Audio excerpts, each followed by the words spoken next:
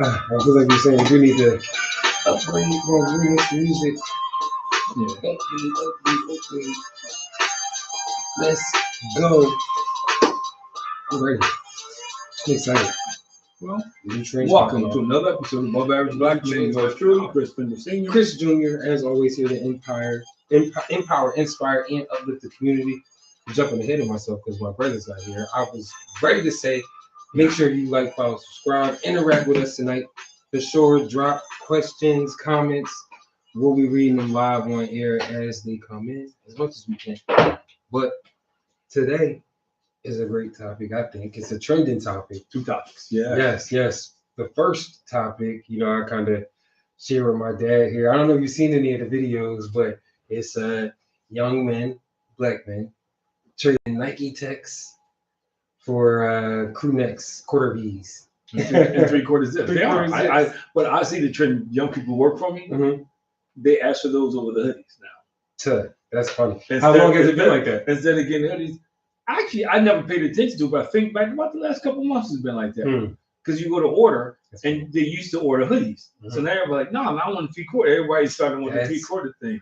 So I just really started paying attention to it. But it's probably been about maybe a couple of months. But I mean, I guess the trend is now getting out there. It's probably been happening, like you said, bubbling for a while. Yeah. But it's been a lot of mixed reviews and a number of things happening amongst this trend. First, I want to know and get your opinion. How do you feel about the trend, like seeing this shift that like young men changing from wearing sweats, probably shiesties. You can't wear a shiesty with a quarter zip, but like so I think it's a shift in how some people, I don't think we all gonna be there, but what do you think about it? See, I think it comes down. See, I really don't.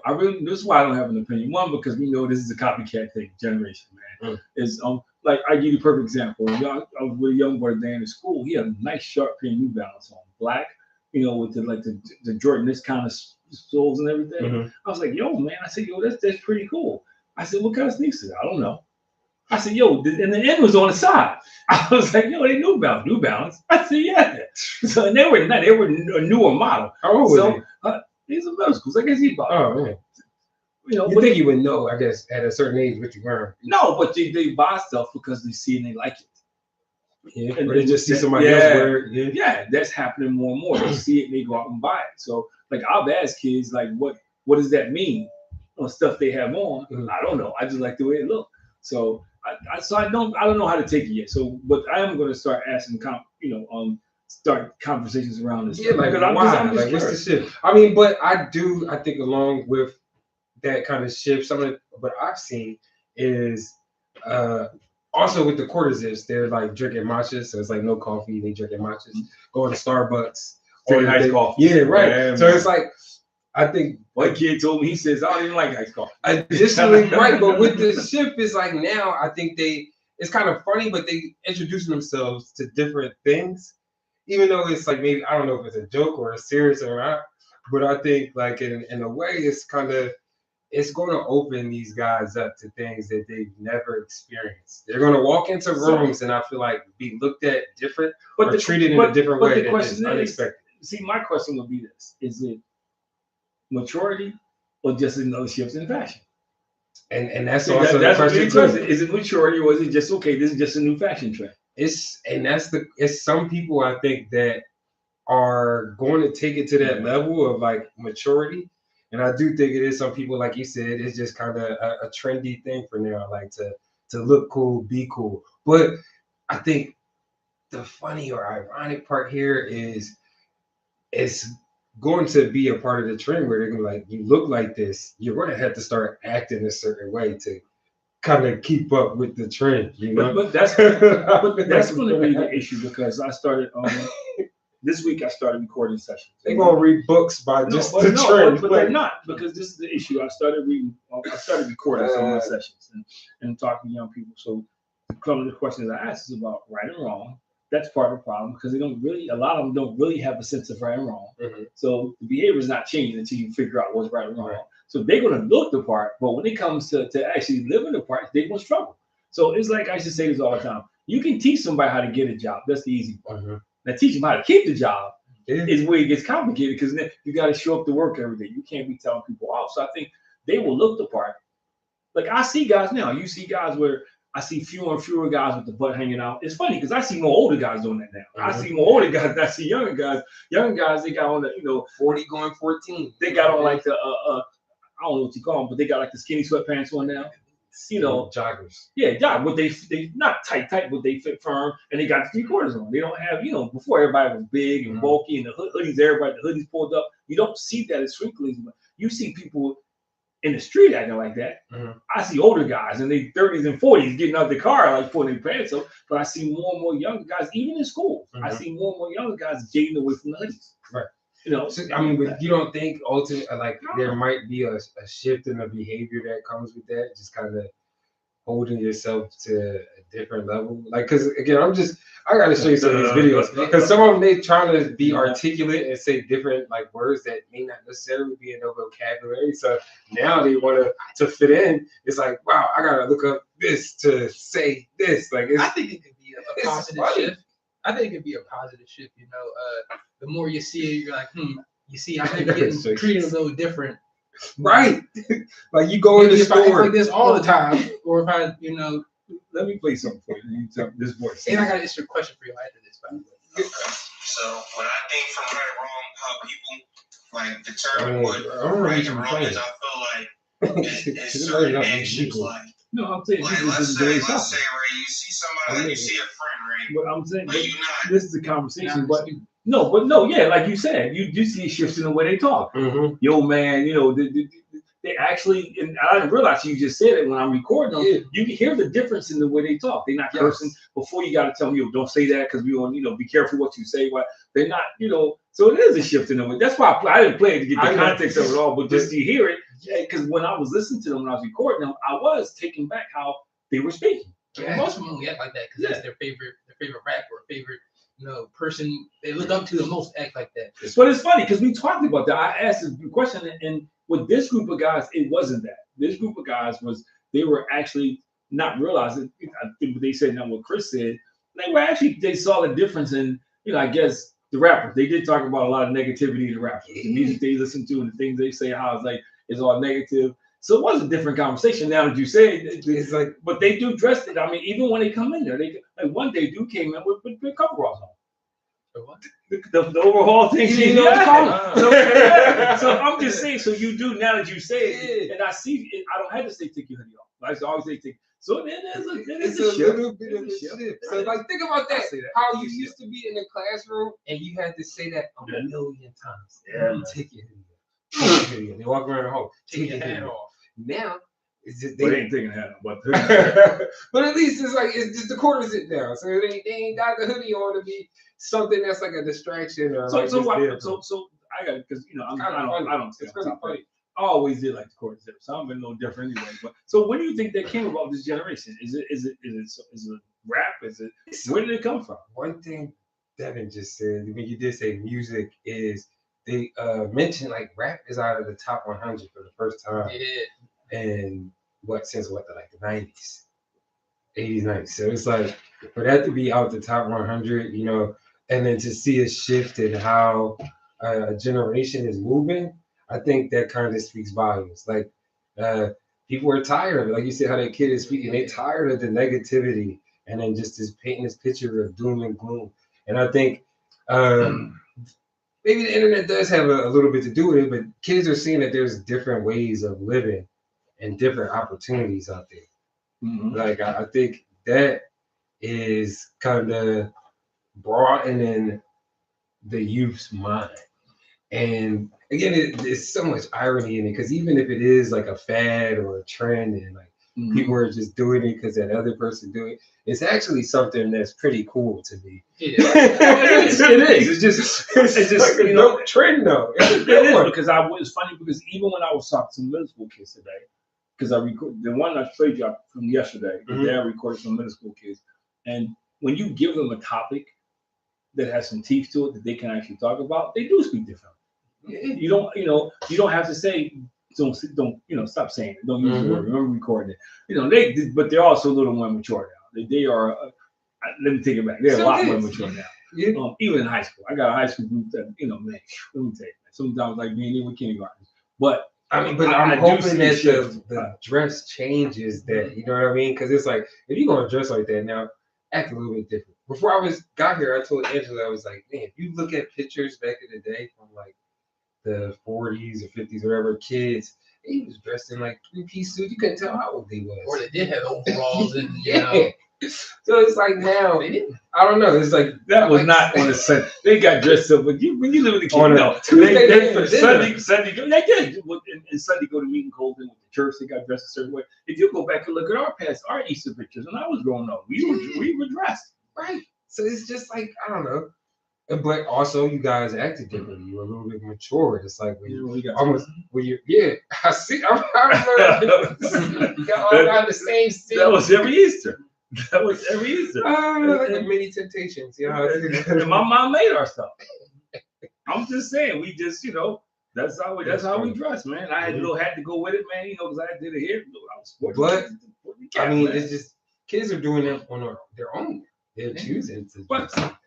Which I think is dope. I mean, I do see a change in dress. I will say that. And I think now that you mention it, if I look at the different groups that I work with, I see where maybe some high school seniors are still into the hoodie thing, but you see the juniors and the coming up behind them, the dress is a little different. You see then, like I also noticed they're going back to t-shirts.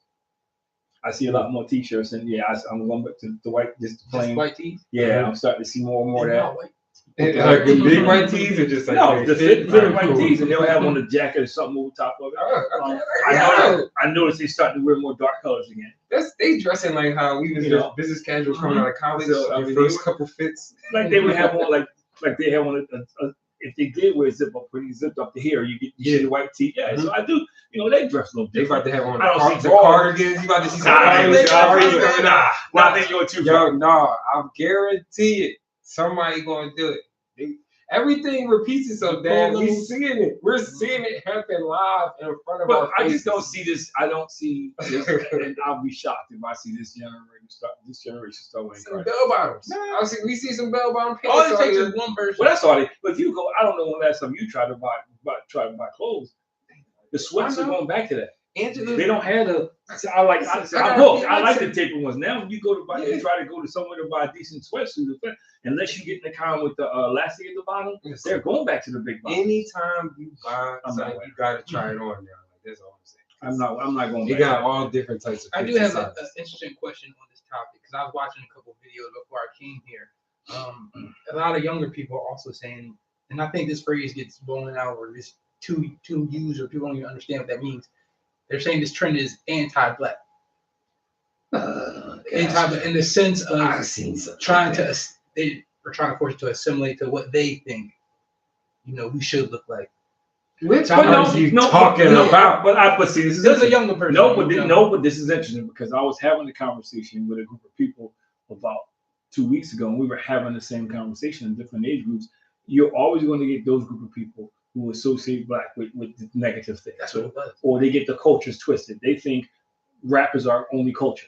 So you got to just, and you have a group of people.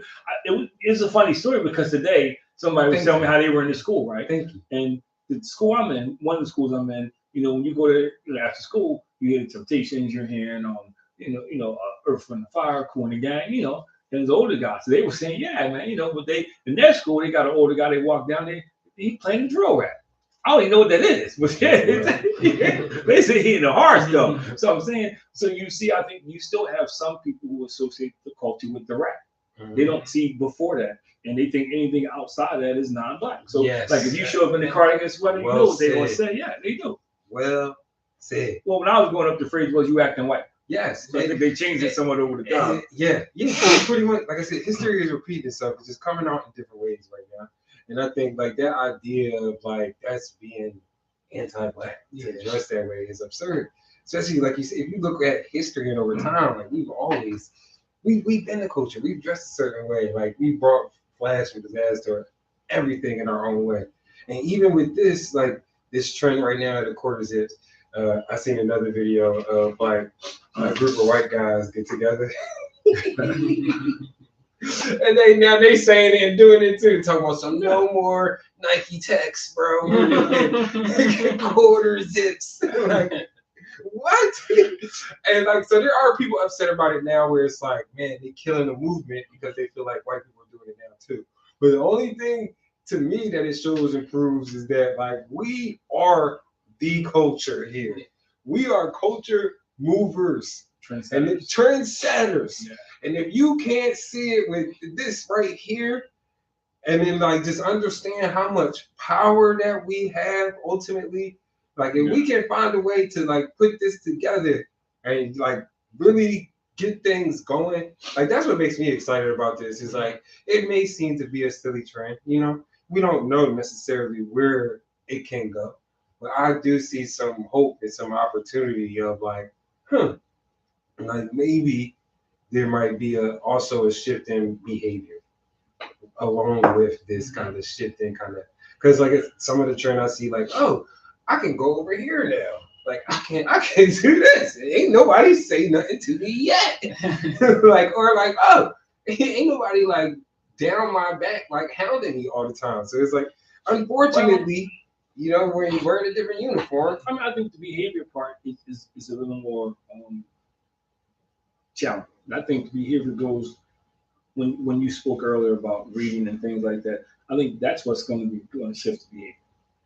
I mean, because right now they're still looking at the same stuff visually.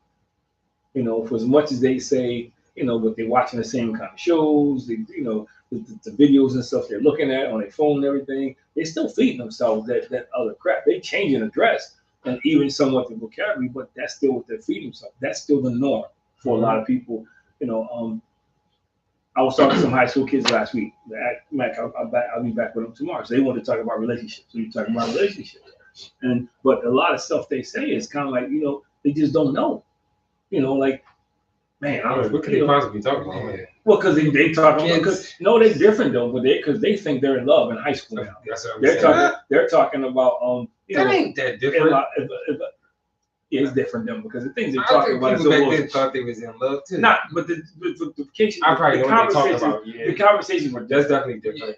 I just thought the idea of being in love. I agree, but they're talking about, you know, how hard it is to be faithful and committed. And see, you laughing, but I'm just telling you how the conversation. I was shocked too because I'm a very English experience. But no, but that's how society has changed. Why? Because then they show me a video. You know that's what they're feeding. Because it's online. Yeah, you got access to everything. Because you know when we was in high school, all you had access to was what was in front of you. Yeah. You know, like you ain't have the whole world is this idea of like. But if you, it was just Facebook. No, but I didn't have that. But we talk about a lot on the schoolyard. We talk about each other. We talk about it differently growing up. When we were growing up, it was more of a conversation time too. You know, when we hung out, we talked. We weren't all on our phones because we didn't have all that stuff. You know what I mean? We actually talked about stuff. We talked about sports. We talked about girls. We had conversations because we didn't have all the distractions. You weren't on a cell phone. You know, with no smart computers, no tablets. You talked. You know, because you're home, you only had X amount of TV. You didn't have 100 channels on it. So we were. I'm not gonna say we were forced, but realistically, we probably were. Because if we had those options, we may have done the same thing. Yeah. So it was different growing up. It was, you know, you had a chance to talk about you were dating this girl, you going through this or whatever. You know, now they're learning from the media. Yeah, you got they learn a million podcasts out there trying to get. And everybody can name 5 reality shows. You know, you got the Housewives of all 50 states probably about now. But this is stuff they're feeding themselves. So when you have these conversations with them. It's like I felt like they were asking me questions somebody in counseling would ask. And then they asked me at the end, can we bring our girls next week? Can we bring because they wanted the girls because they, you know, I wasn't. Come on, man. When I was that age, I are giving high school couples counseling. No, I'm not.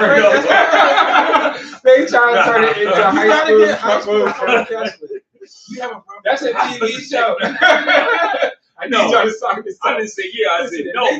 They're doing teenagers pregnant. No. But it's funny because that part they are aware of. They are aware of the part about having kids and things. I think they're more aware of than the previous generation before them. They are conscious of that. That's actually good to hear. Yeah. But the other part of it is they're still talking deep relations. I'm not talking about the puppy love. No, they're talking about these committed relationships. And I'm thinking to myself like, yo, when I was in high school, was I like that? To me, I realize now when I was in high school, it was more of an infatuation than, you know what I mean? Yeah. But to them, and even when you hear them describe it, you kind of know they heard it somewhere else by the verbs and adjectives they're using. but they describe it like it's a real love, man. Like, God. High school, But I'm just saying, but it goes to what I'm saying about how the dress. When I look at the dress, when I see the dress change, when I hear the vocabulary change, it's how deep is it? Is the question I ask. Because the other thing you with this generation, they can be one way, and then they easily influenced by somebody else. Someone else comes into the circle, and they flipping gears, man. Yeah. I told you about dude. Yeah, you want to hear dude? Don't want to date at them. Nice pair of New Balance. These Johns were sharp. That the Jordan soles, you know, Jordan, the big spine, so sharp, man. So I said, yo, you know, what you got on your? I said, what you got on your feet there? I don't know. I said, dude, they're New Balance. See, they're on the side. That's what they are. You know, yeah. Well, I saw somebody with them and I like them. So I'm just saying, they're nice. They weren't cheap. You can tell they weren't cheap New Balance, but I'm saying, and when I was growing up, New Balance was running shoes. So I'm saying you got a generation now, but you got a generation who buys stuff because if I see somebody that looks nice on them, especially if Devin's getting a lot of compliments and feedback, I'm getting it. Yeah. We live in definitely a trendy. So that's why I go back to my original question. I don't know if it's a sign of maturity or is it just a fashion trend. I don't know why they're shifting the gear. Even the way they're talking, is it a sign of maturity or is this just a new cool thing? Yeah, and it's like, how long does it last? And is it something that ultimately, you know, is it going to just fade away? I think it's going to last because they're starting to realize they also get more girls. Yeah. When they talk, when they're not talking, They're also too. And I don't want to give you credit. Yeah, and they do understand, because they tell you they do understand that That's actually funny. More parents like them.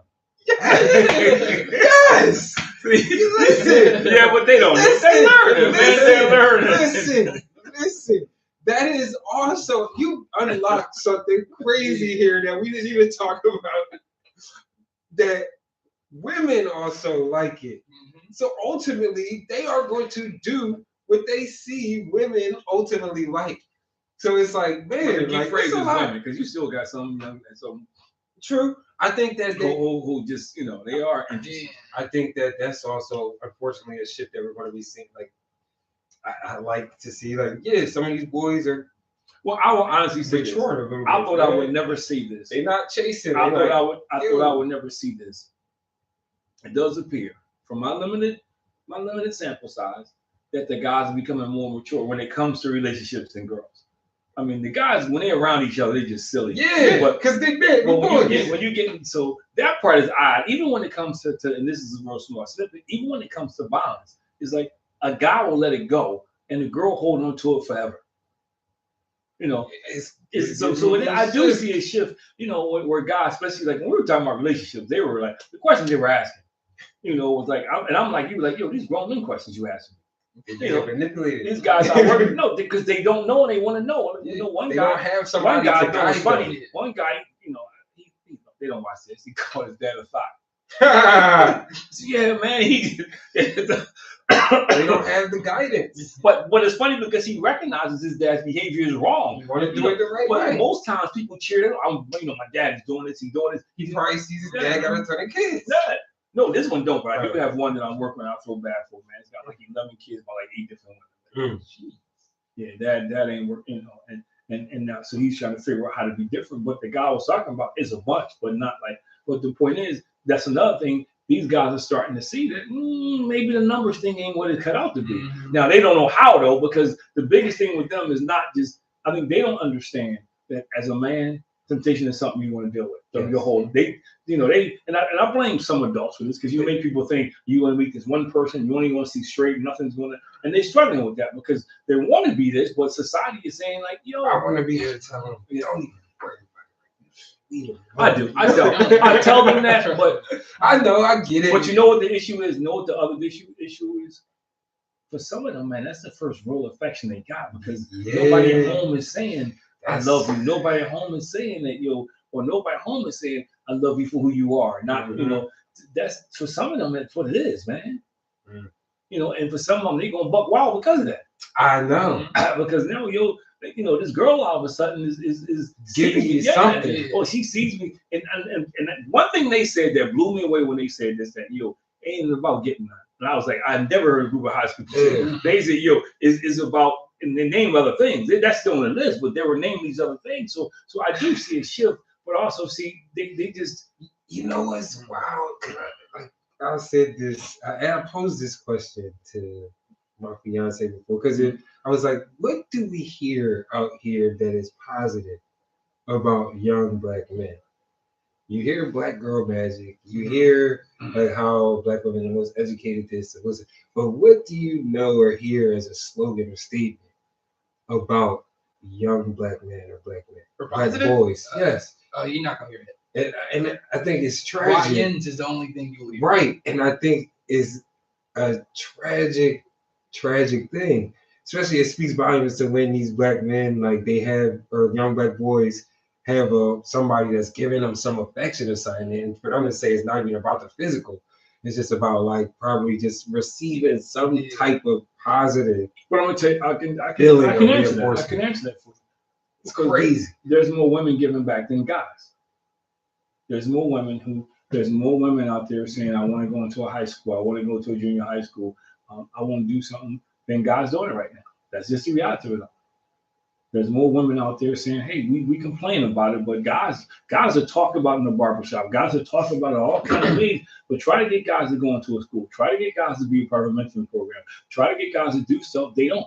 If it's not sports, and see, women, it doesn't have to be basketball, football. You know, they'll have these girl groups. Because I see they'll have these girl groups in the school. You know, they'll have these programs for girls. There's not a whole lot of stuff. Men just don't do it like they used to. That's just it. This is a culture shift. I'm working on the school now. That's the first thing they say. We get all these programs for girls. We got to have something for guys. What's your availability? So that's part of the problem, man. And guys are not, like how many guys are doing what you said? When you were doing it, it wasn't a lot of guys your age doing can or doing things like that, coaching, giving back. It just wasn't. Yeah. And now take it forward, it's fewer. I think AAU has a lot to do with it because AAU to me is ruining sports because now it's all about winning. It's not about developing character. It's about it's about coaches putting themselves in position to get jobs and carried on. Power and all that other things. So it's different, So they're not exactly giving dads a chance to coach, to bring character and stuff. And I'm not saying all, so somebody watching, but I think the dynamics are different now. Yeah. And you see it when you talk to these kids. You have like the school. I'll just throw it out there. We look at some of the stuff that's happening with some of these high school basketball players. Mm-hmm. These are conversations that if you teach them about character and integrity, they may not make those decisions. Yeah. Or if you just out there talking about you got to win and you overlook. Let me back up. This goes back when I talked. Some of your guys used to coach you. Whenever we get together from Canada, so we had a conversation, and I remember telling them, and nobody paid attention. Now they tell me how right I was. That shift between just that 1 year, the 1 year when your team graduated high school, and that team that came behind you, that was a major culture shift. Because it went from a group of guys who did everything that the coaches told them to do, whether like it or not, to a group of guys that was talking back to the coach, flipping the bird at the coach, arguing with the coach. It just that dynamics changed. Mm-hmm. And the same thing happened on the girls' side. It went from this team that Schaefer had, they were winning and everything, despite whether you agreed or not, to a team now that's talking back to the coach, man. People have coming to practice. So that was the beginning of the culture shift. And I think you see that and you see it in sports. Mm-hmm. These coaches and because the players know you can't fire them. They know the coach won't get fired. Mm-hmm. So I just think that's the culture we live in. And I think I do see hope now. Before I didn't see hope, but it was bleak. Yeah, it was. But some of the questions they're asking, some of them, I wish they had the same thirst for education, but they do want to know. Like these guys are asking because, I did a group today with 7 kids. Only 3 of them had a mom and a dad. 3 of them had a mom and a dad. They live together. So I'm saying, that's what we're facing with. And they all said, so when I asked them, where are you getting your role model? I think it's kids, and we see people that want different, and on top of wanting different, they actually looking for ways to get it. And I think, mean, hopefully, like to the education part, you would hope that it kind of see a turn. And that's what I was saying, don't worry about the girls, get to the books, man. Yeah. And then you're gonna have 1,000 words. But who's telling them that? But nobody's telling them that. I remember we having that conversation about you got plenty of time back to graduate craft, but they don't. But who's telling them that? Because you got everybody's trying to get paid now. My thing, when I go back before, 85% of people in this world is selfish, and that includes parents. So everybody is getting my own now. and then you can find it in they walk of life. Look, there's people that the light be red and they blowing their horn, they still ain't gonna let you get an inch. That's just what so a lot of kids, that's what they're exposed to. And then you couple that with teachers who are not getting involved like your teachers used to get involved. Yeah, you have what we deal with now. So who's teaching? And I'm glad they're learning and they're asking questions, but that's actually a good point too. That idea of like, I do think they want better, but it is like, man, where are they getting the information from? How do I get teaching them? Who is it that's teaching them? Sometimes it's not necessarily the right thing. Yep. It's just whatever it sounds good to them. Well, I think the one good thing about the Trump thing, if there's a good thing about what's going on in politics, they may not know exactly what it is, but they're aware of the shift in politics. They're gonna start watching Kevin. You know, they're aware because you start cutting programs that impact them. You know, when you start cutting programs that impact them, when things start happening that, you know, and people tell you like, yo, this is because of politics, they do know that part. Now, they're not drilling down in it, but they sense the shift. You know, it's a shift in a lot of things. The college players, politics. The college players, the two college players, the white state trooper. You know, he bumped into. I thought the one I sent you earlier. So I've been in some of those discussions, and they're like, and some of them got a good question. Like, everybody's upset about that, and they should be. But some of those same people, Chipper Jones and all of them coming out speaking, where were they at when black people got killed? Got killed, not pushed, but got killed. So they do have some cultural awareness. I'm not saying they on top of everything, but they do, which is progress to me. Which is progress to me, man. So I think they need more coaching. They need more people. It goes back to what I said. I think you need more men to get involved in the game, man. Definitely. You need more men to be positive role models and not just talk about them and condemn them. But you also need more men to try to have some empathy and understanding where they're coming from. Like, they're not us. They're not me. You know, I think you need to meet them where they at though too. No, you don't. You do. There's no. I think I agree. Some of them online, and I think like more people like yourself, Dr. Vaughn. Like y'all need to be more of a presence online and getting out there, like making these short little clips, like on your TikToks and these shorts on YouTube. I think meet them where they at. That's because it's the people that are loudest and giving the most just wrong, ignorant, blasphemous information. But you said they're meeting them where they at. You go. Yeah. But I also think that as a society, we need to be a little more patient. And what I mean by this, I hear people say this all the time. Well, that's not how it was when I was growing up. And I say that, but I have to add to it. I only had 3, 6, 10, 12, 48. I didn't have 100 channels to look at. You know what I mean? So I didn't have a cell phone that I could just pick up social media instantly. I had to wait to read the newspaper or see it on the news. Yeah. So I wasn't getting, I don't know. Or I was on the panel discussion a month ago. We having the same discussion about, because they were criticizing these athletes.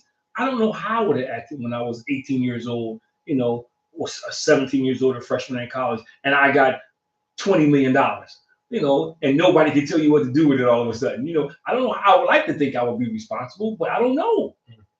You know, so I think that's where we're at. We have people, you would always like to think, but that's where I think we have to be more patient and understand that, it was a different time. So we all, I hate to say the word forced, but we didn't have the options to make the different decisions. Yes. You know, like, so we went outside. We didn't stay in the house. It wasn't much TV. So when you outside and it was you couldn't play sports, you talked. You sat around, you talked, you hung out.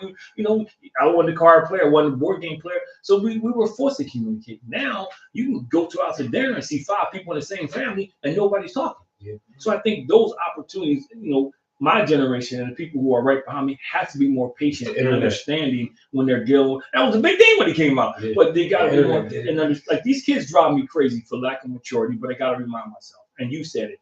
You know, I wasn't that silly, but we were silly too at this stage. I got to remind myself, you know, not like them, they overboard, but we weren't exposed to the same thing. Making videos, TikTok. Yeah, that's another thing. Entertainment now. Everything I do has to be entertainment now. So I think that is a shift. And I think that as we move into the second half, I think that plays into the mental health portion of it too, because, you know, mental health is real. We dealing with kids who are dealing with trauma. You know, like one dude told me he can't sit you. I'm glad you came early. And he was like, hey, look, you know, I'm trying to figure out how to be a dad. I got a kid, and what are you talking about? The person I used to be, the parents didn't like, so they don't allow me to see the kid. I'm changing a little bit. I'm trying to change the way I dress, where I say start me in. But he was one of the kids who told me, he says, yo, my dad got 11 kids by 8 different women. You know, so even though he's my dad, I didn't get to spend time with him.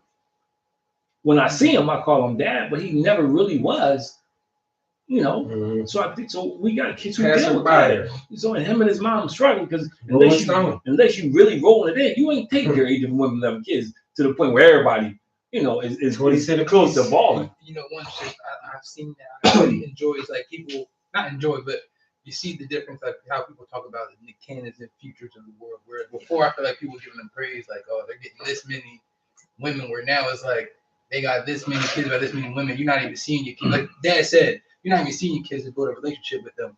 So they're kind of condemning them for this now. I think that's a good shit there. Because it was before it was kind of that idea of like, oh, they got the money. Like you got the money, you can have a lot of kids, but you can have the kids, but are you ultimately being a father? But you get what I see now. You get a lot of. I mean, you get a lot of adults. It's not that it's with one woman. You get a lot of adults who are biologically adults, but mentally, emotionally, socially, they're not. You know, I was dealing with somebody today, and it's the same thing. Living through their trauma. She gets loud all the time. Living through their trauma. Any conversation, you know, you got to. No, that's not how you respond. But you know. You live in the hood, you grow up in the hood, you grow up with certain norms, that's the norm. You know, and I think this goes back to what I'm saying. The old saying was you can take somebody out of the hood, but you can't take the hood out of them. You know, you can change the clothes on somebody, but until they start actively pursuing change for themselves, nothing won't change. And I think that's what you see now. You see the shift in the clothing for some of them, but the behavior is still the same. And it's the same thing when you see women grow up, and I'm not picking on women, but they flourish into these beautiful women. Then they start talking. They still talk like they person and, you know, threatening you. So, you know, as a society, that's the things we have to figure out. How do we navigate that? How do we match the exterior and the interior?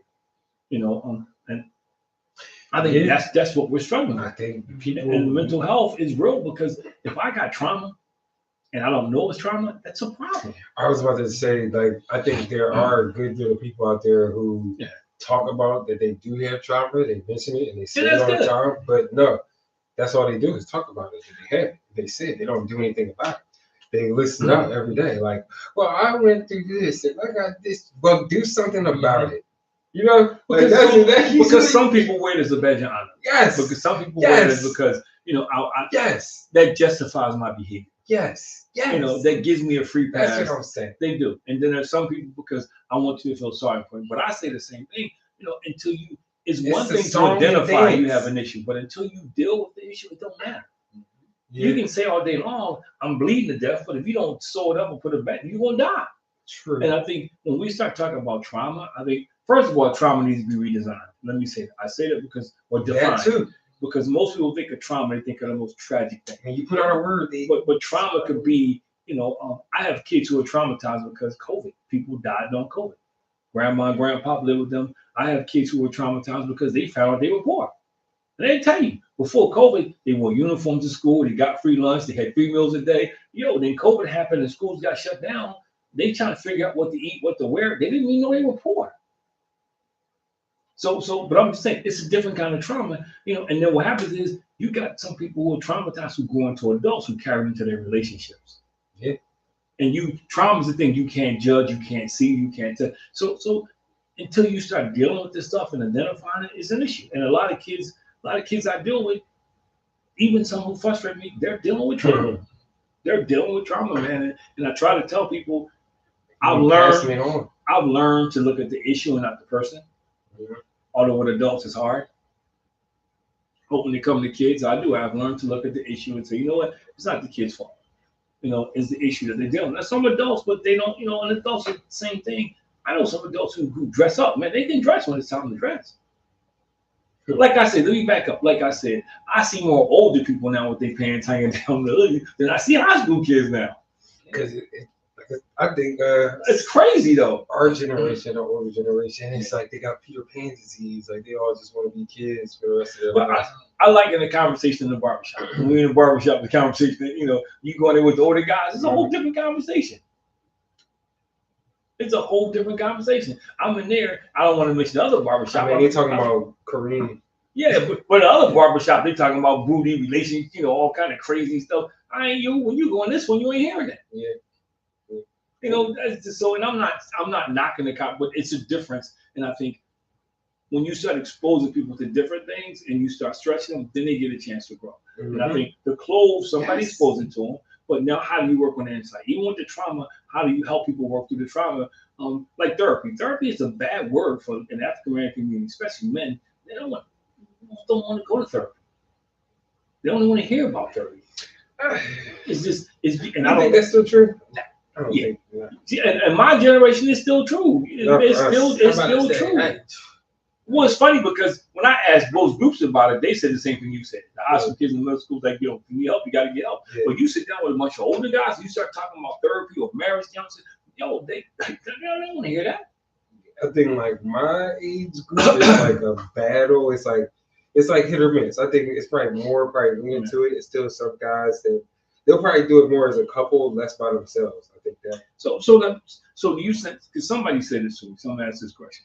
In mental health. They said to me that it's easier now and more likely that people are more overwhelmed than they were generations ago, which is why you see more mental health issues. Wait, what?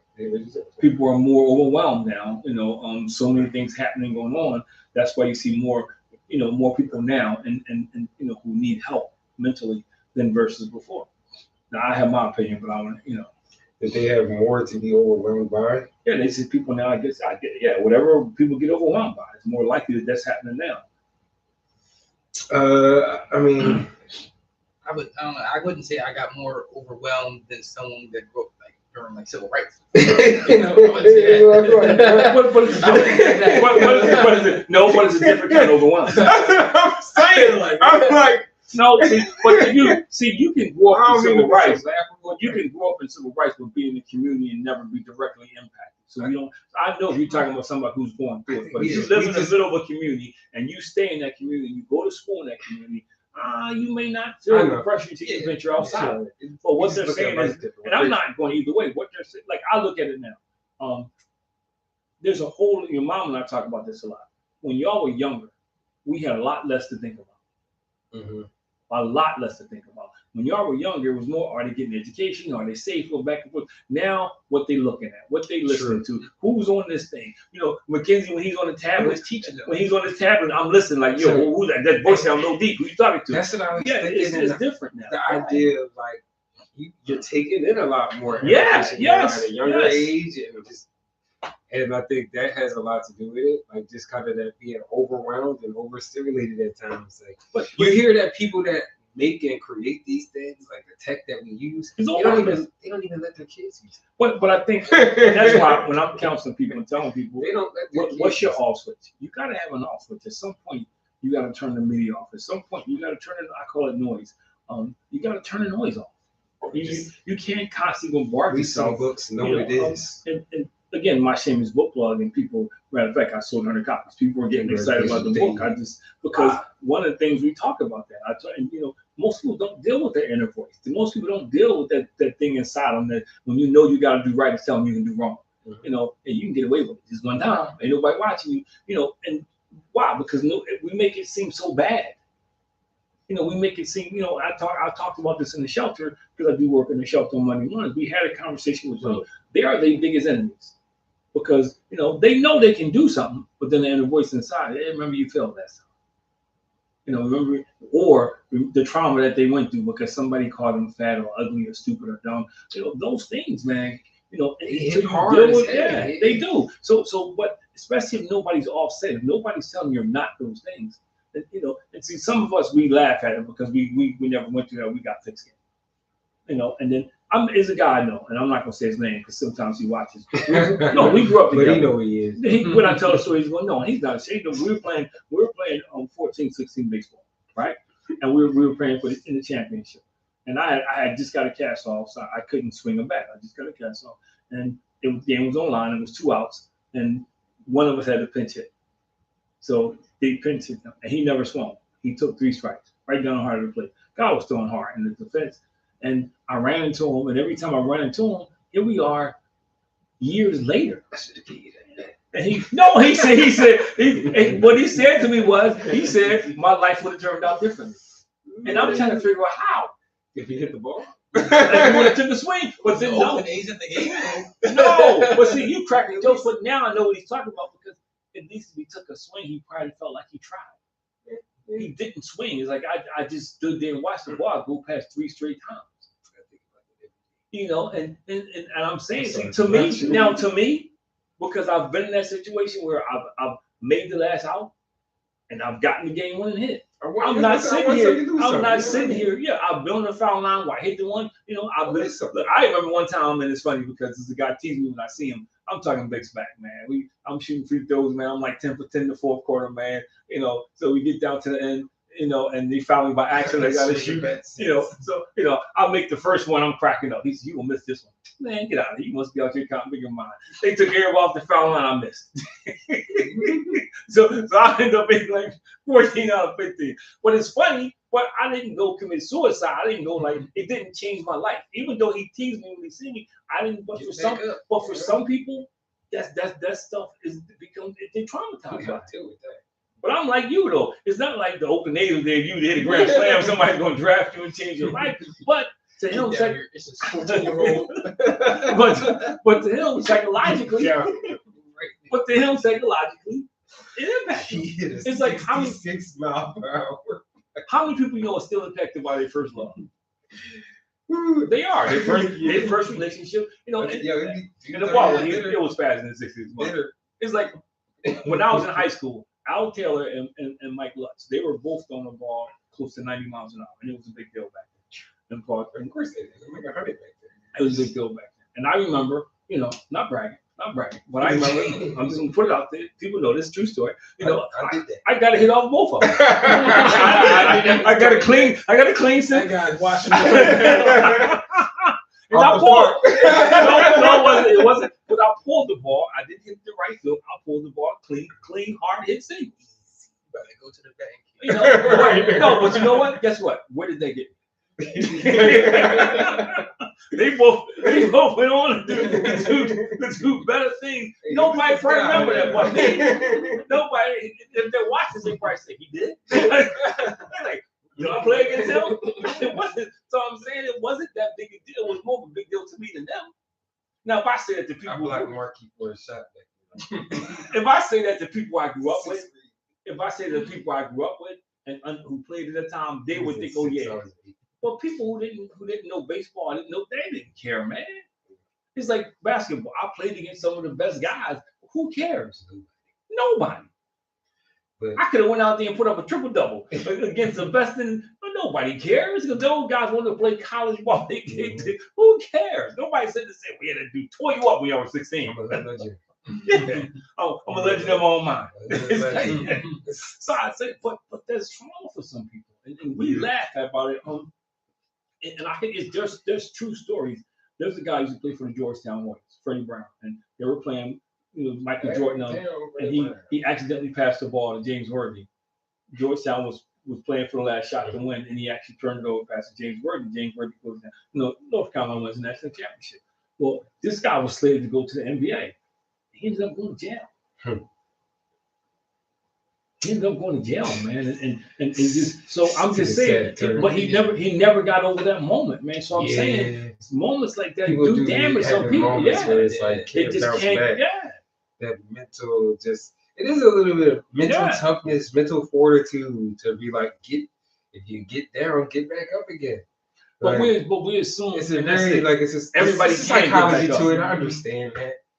But that's you kind of got to be instilled that you was able to do that for us. But that's not a moment. That's a thing that you have that's developed over a lifetime. And I think people don't understand that, and we're not raising kids to be like that. But a lot of mental health issues that people have is because people try to address it like it happened in a moment. And a lot of times it's things that happen over a lifetime.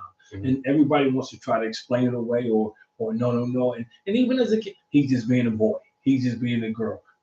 They just got some issues they're working through. And so we ignore stuff that we really shouldn't be ignoring. There's like the dude for the Dallas Cowboys. Everything. And I heard when it first came out, the first thing somebody said was, and I'm glad they cleaned it up, the first thing somebody said was, well, he just scored a touchdown. So what? So for 60 seconds of his life, but people see that and they think because you're rich and because you play in the NFL, there's nothing wrong with you. Right. Yeah, everything. Yeah, but there's a lot of people who walk around here wearing masks, man. Like Halloween is every day because you ask them how they're doing. Oh, I'm doing fine, but they're not doing fine. You know, and they're not going to tell you. And I feel like people don't really care to find out. You know, Well, and it's us. We talked about stuff out here. We talked about on the podcast last night, and I hope this is a learning point for both of y'all. We asked this question on the schoolyard last night was, you know, at what point when you were married did you feel comfortable with being totally transparent? It took years for everybody. Where they just were totally transparent, not holding back. Just, you know, and one person was saying how, yeah, when they moved to Atlanta, because it was just the two of them, nobody that kind of helped forge it. Most men are not built to be like that automatically. Yeah. So everybody said the same thing. It took years in our marriage before we got to the point where, you know, we were able to just say, this is what's going on. So we the last two shows, it was kind of funny because we ended saying that I need to be in therapy, but because there's certain things, because we do the last two shows, you need to go to therapy. It's a different person at the end of every episode. No, because I was raised differently.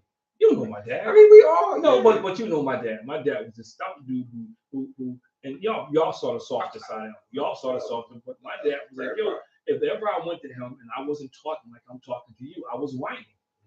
So it was like, don't stop whining. I wasn't whining, that I'm having some emotions here. You know, I'm going through some stuff here. But that's just wasn't, and he didn't mean anything by that. That's just who he was.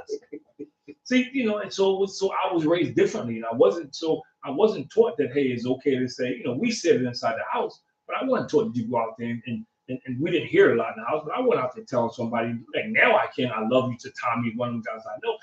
I wasn't taught that. Mm-hmm. Yeah. You know, I remember I broke my thumb. I didn't cry. Mm-hmm. It was hurting the dickens. It was sticking out, you know, I didn't cry. Because, that's not what, you know. And as a young, you grow up. I grew up in a household when my dad was a cop. I had two older brothers. So you kind of grew up with these unwritten things that you develop. Now, I was purposeful about making sure y'all weren't like that. But there's a lot of people who, the way they raised, they don't change. Yeah, it kind of carries on. Yeah. I don't cry. And some of them pass it on. When my mom cried, it took me 3 weeks to cry.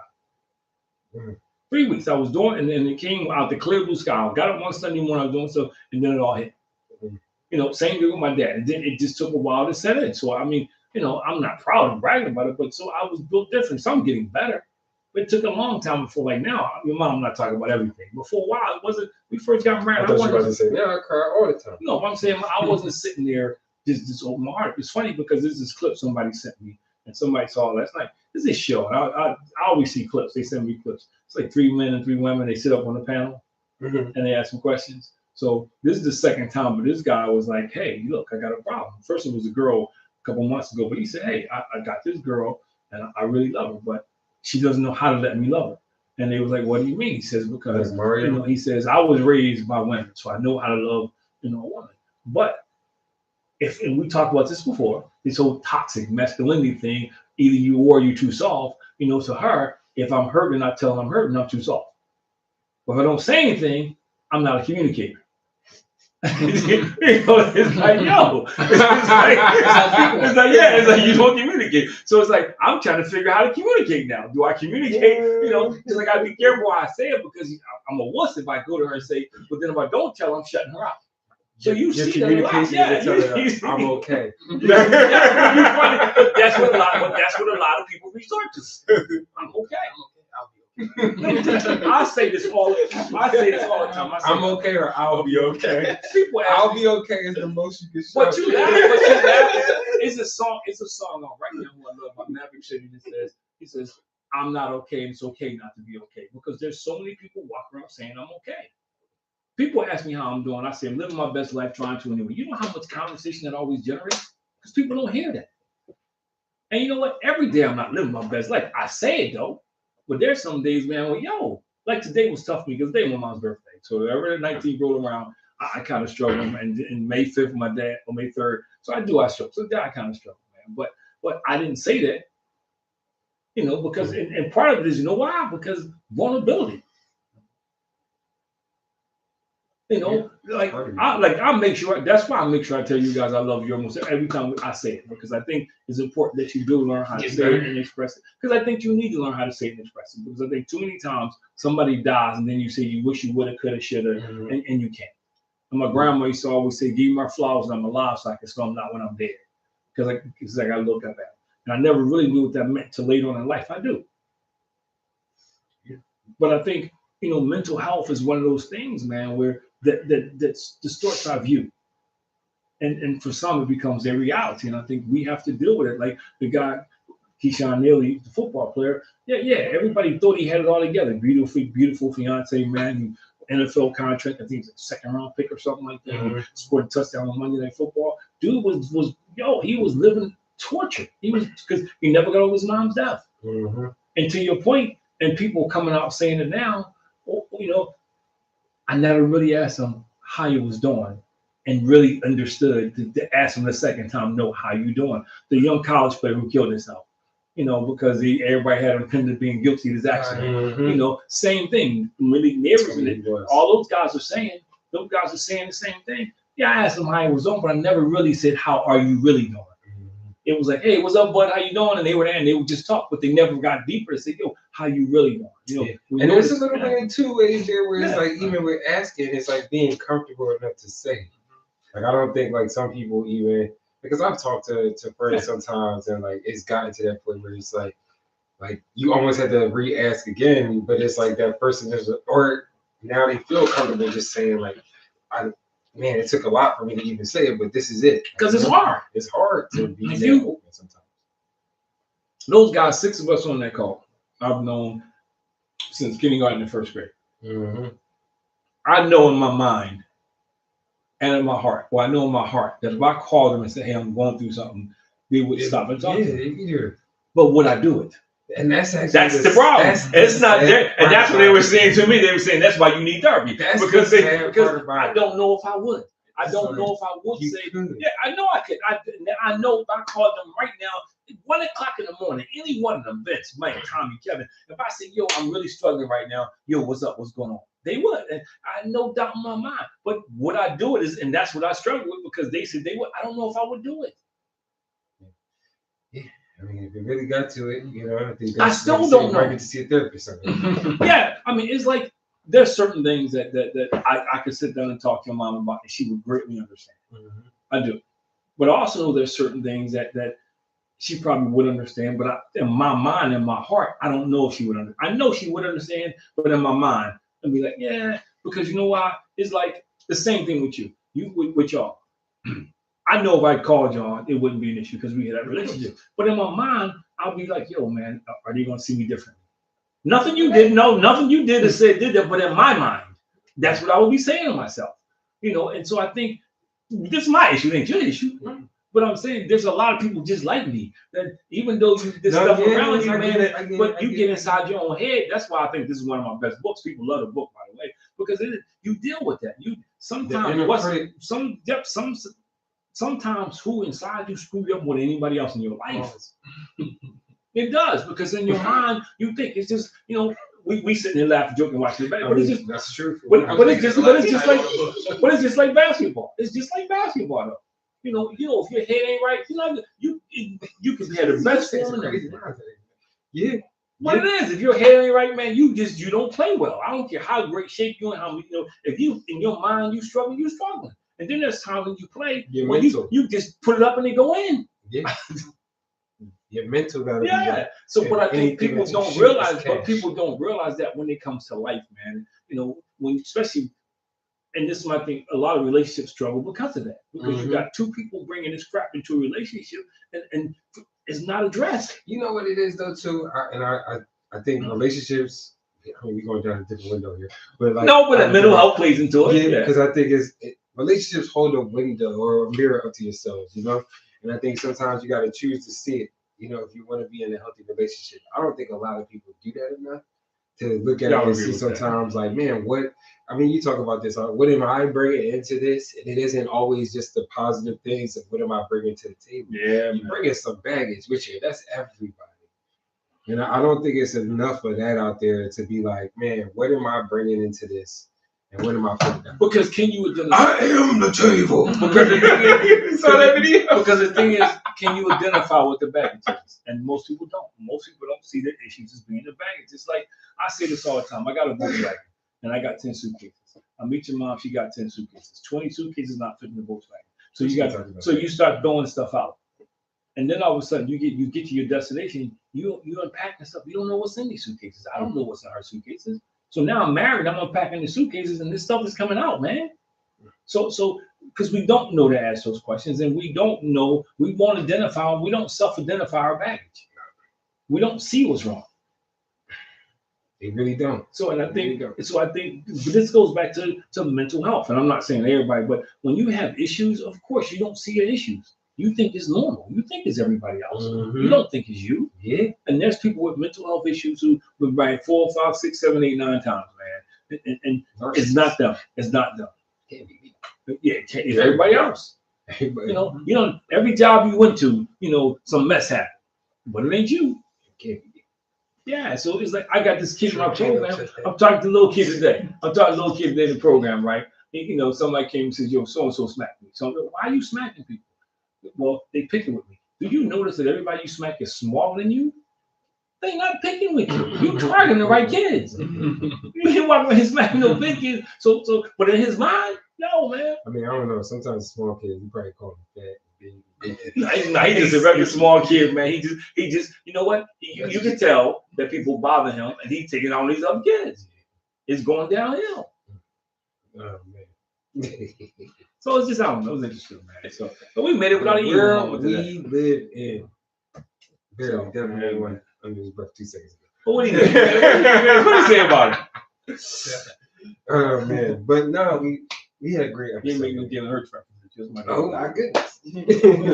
I'm off of talk radio. I'm done. Yo, the Eagles, man, that's a whole other discussion. The other day. You just can't make any Philly fans happy. See, that's and so we're gonna take 5 minutes to talk about that because in my mind, so I remember when we sucked. Mm-hmm. I remember we weren't beating it. We were on the news in the 30-43, 35. Yeah, I'm like, we were. Oh, when we did win, we got let down every year. And now I'm thinking like, yo, you won more in the last 5 years. Yes. How are we? Yes, and I'm thinking to myself, like, under Super Bowl 6 months ago. And then 2 years ago, there was another one. Right. That they could have won. When's the last time the Jets have been to the playoffs? That's right. They are begging. We got the franchises begging. I said this to somebody the other day, and they started laughing. Ungrateful. Because somebody says, yeah, well, the general manager overwhelmingly voted that they wouldn't draft Jalen Hurts. That's why they all suck. That's why they ain't beat nobody, because the guy took you to 2 Super Bowls, last 3 Super Bowls. And what are you talking about? You would take these guys in front of them. But that's, I don't feel like Philly fans just, I don't understand. So I'm off to talk Brady because then they make stuff up. Well, what's the name say the other day? Well, the problem with the Eagles is right now because Jalen Hurts is losing the team, and he doesn't. They call plays in practice. He don't run the same plays in the game. He's doing what he want to do. It's like we just throw stuff out there, And then somebody else came out with a stat, and nobody's talking about that. That AJ Brown's separation rate is half of what it was last year. They say if you look at all the clips now, he's making all these catches, these contested catches, because he's getting no separation.